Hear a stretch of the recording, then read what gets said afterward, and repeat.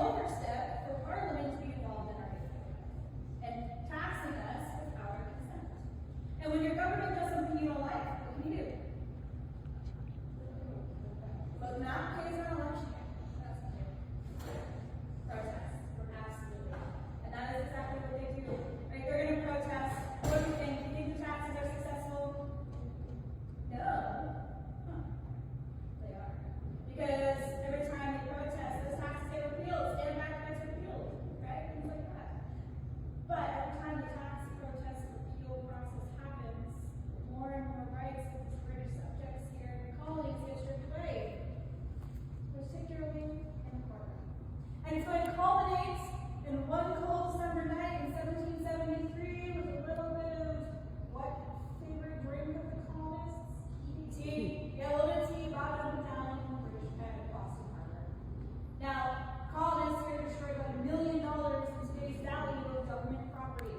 Your parliament, are you upset about this? Yeah. Right? So they're going to impose some consequences, maybe deservedly, but perhaps the consequences they imposed were a little bit too much. Now they call them the coercive acts, we call them the intolerable acts, and it's going to shut down the Port of Boston until all of the money is paid back from the Detroit team. It's going to place more British soldiers within the city of Boston, and the citizens of Boston are going to have to house and pay for the housing of those soldiers. They're going to disband the Massachusetts legislature and place the colony under martial law.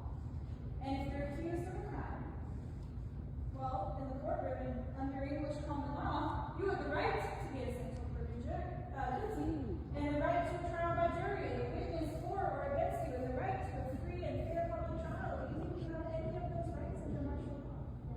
No. And if the soldier is accused of a crime, you think that soldier's trial is going to happen in your colony? No. If you're living in Massachusetts, how are you feeling? Mad. Yeah, mad, right? If you're the other 12 colonies, how are you feeling?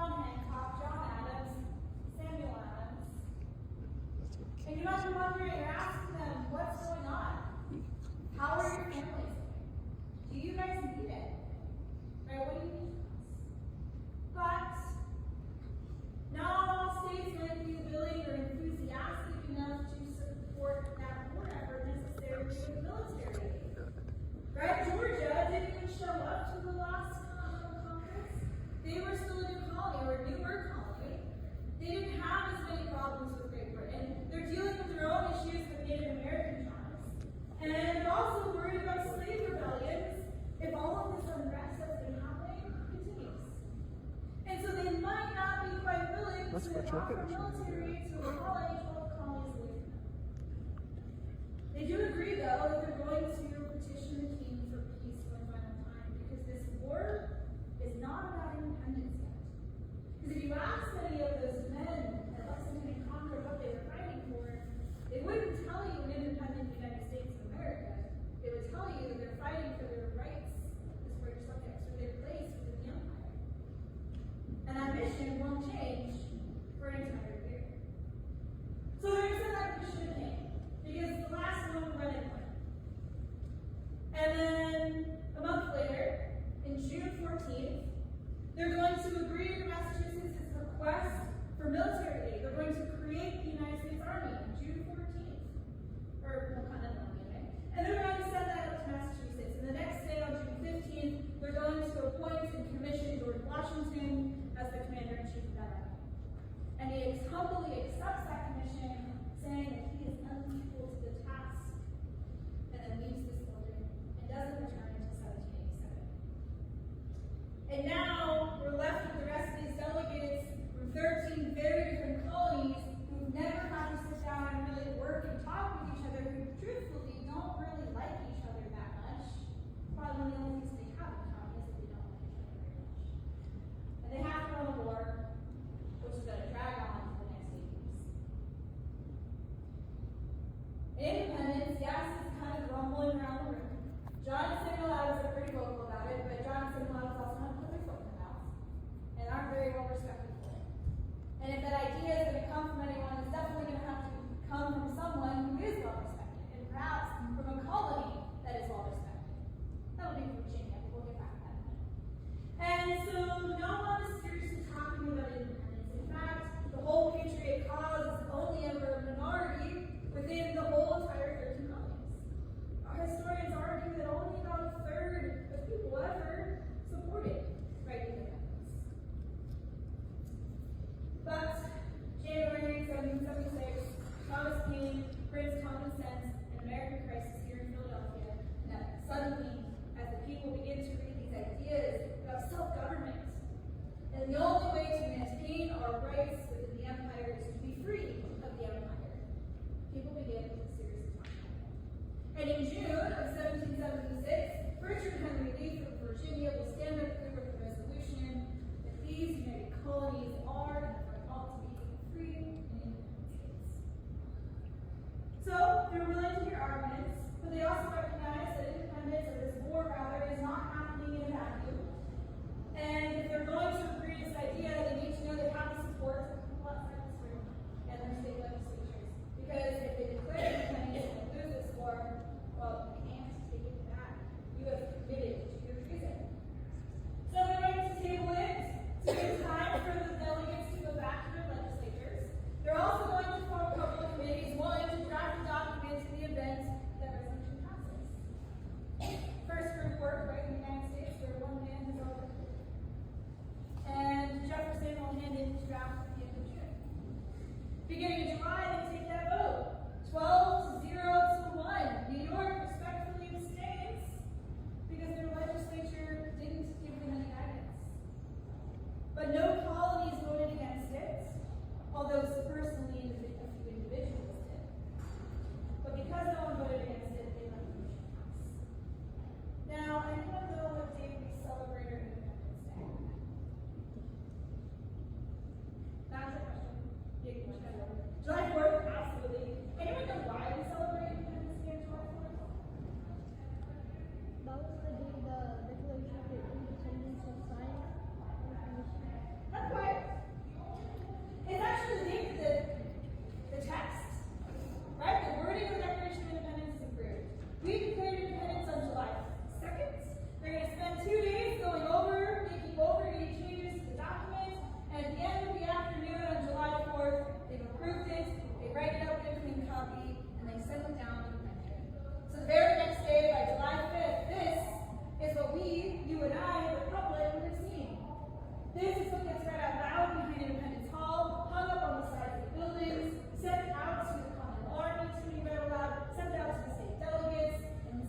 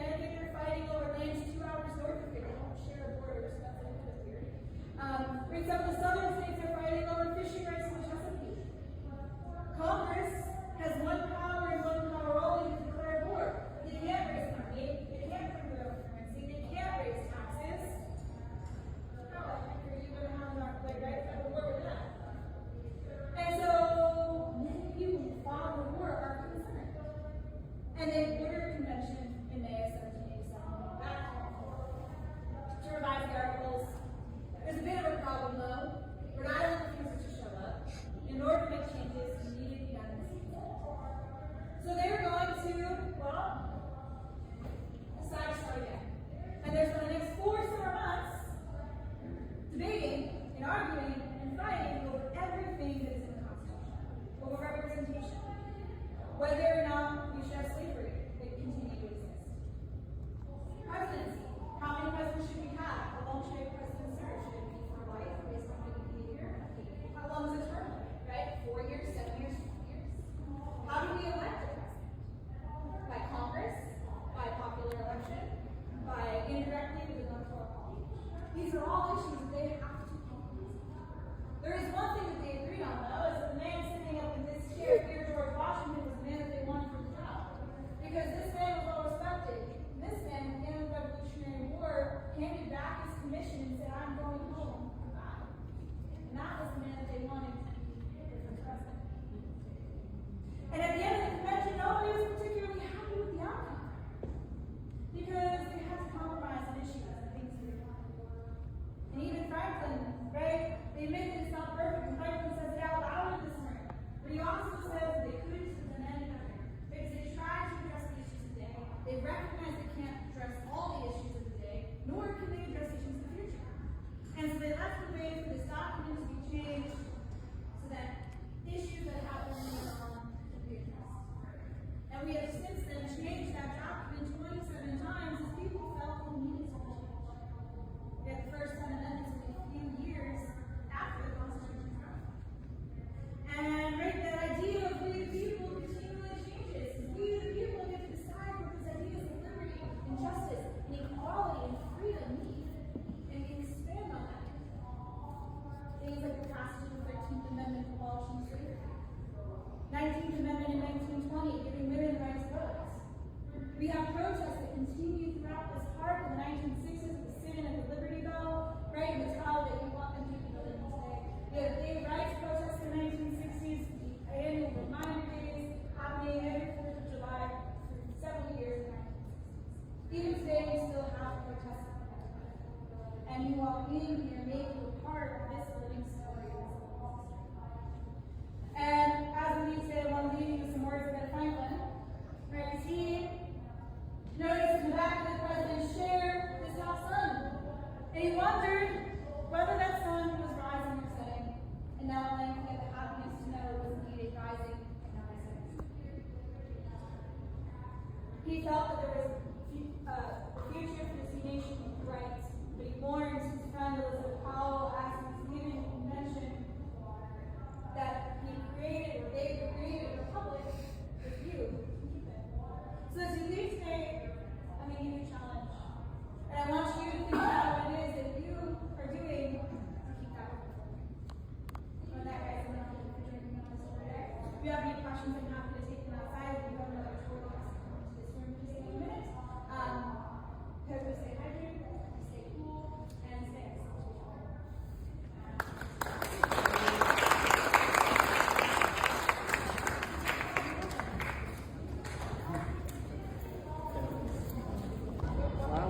Well, I hope you like it, guys. That's so fun. So, keep it watching. See you next time. We got more stuff coming soon. This is Independence Hall, Philadelphia, PA. Guys, I hope you like it. This is me signing off. Stay tuned, guys. My next one is